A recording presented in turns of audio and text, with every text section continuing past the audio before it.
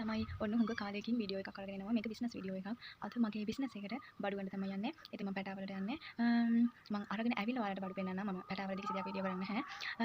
ඉතින් වීඩියෝ එක ඉතුරු ටිකත් ඔහොම බලාගෙන ඉන්න.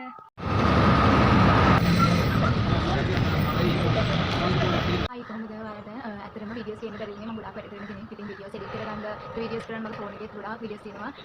ඒවා මේ ස්ටෝරේජ් කරනවා සමහර වෙලාවට වීඩියෝස් නැහැ බාගට ගත්ත වීඩියෝස් තියෙන. ඉතින් ඒ නිසා තමයි වීඩියෝස් ගෙනල්ලා නැත්තේ. ඔන්න අද වීඩියෝ එක ගෙනවා කියලා හිතුවා. ඉතින් මම අද ගියේ ඇත්තටම මගේ බිස්නස් එකේ පොඩි පොඩි බඩු වගේක් ගන්න ගොඩාක් ලොකුවට නෙමෙයි. ගොඩාක් ලොකු බඩු ගන්න නෙමෙයි. පොඩි බඩු ටිකක් ගන්න ගියේ. ඉතින් බලමු අද මම ගත්තා කියලා.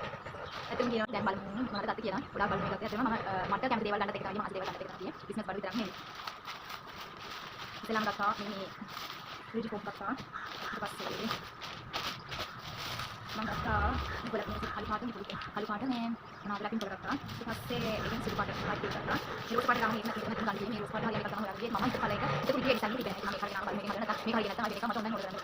ඊට පස්සේ මම ගත්තා කන්ඩි ටූල් ගත්තා. මේක ගත්තා. ඊට පස්සේ බිලු පාට ටිකක් ගත්තා. රෝස් පාට ටිකක් ගත්තා. පොළ පාට ටිකක් ගත්තා. රෝස් පාට තමයි තියෙන ඕඩර් එක හදන්න. ඊට පස්සේ බ්ලූ ස්ටික් ගත්තා. ඒක ගත්තා. ඊට පස්සේ මම ඇත්තටම මම වීඩියෝස් කරනවා ෆෝන් එක තමයි කරන්නේ. ඒකට ෆෝන් එක තියාගන්න මේ තියාගන්න මට ඊට වන්නේ මොනවාද ෆෝන් හෝල්ඩර් එකක් තිබෙනවා. මම එකක් ගත්තා. ඒක දැන් තියෙන්නේ. ඊට පස්සේ මට ලොකු ආසාවක් තිබ්බා. මේක ගන්න. ඉතින් ඒක ගන්නත් ඒක තමයි ගියේ. දැන් හරියට බලන්න ඕනේ.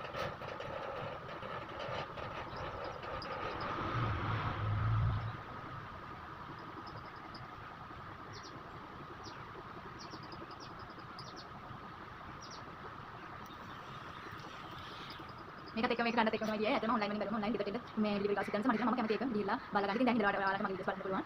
ඉතින් මම YouTube වලට අලුත් කෙනෙක් තුටුටියක් පාඩුවා ඇති. ඉතින් ඒවත් හදාන්න ඉස්සරහට වීඩියෝස් බලන්න. එහෙනම් අද වීඩියෝ එක ඉවරයි. ඊළඟ වීඩියෝ එකක් කරගෙන තියෙන්නේ. අද වීඩියෝ එක ඉවරයි. ආයෙත් අපිට කල් වීඩියෝ එකකින් හමු වෙනකම්. බයි පරිස්සමින් ඉඳලා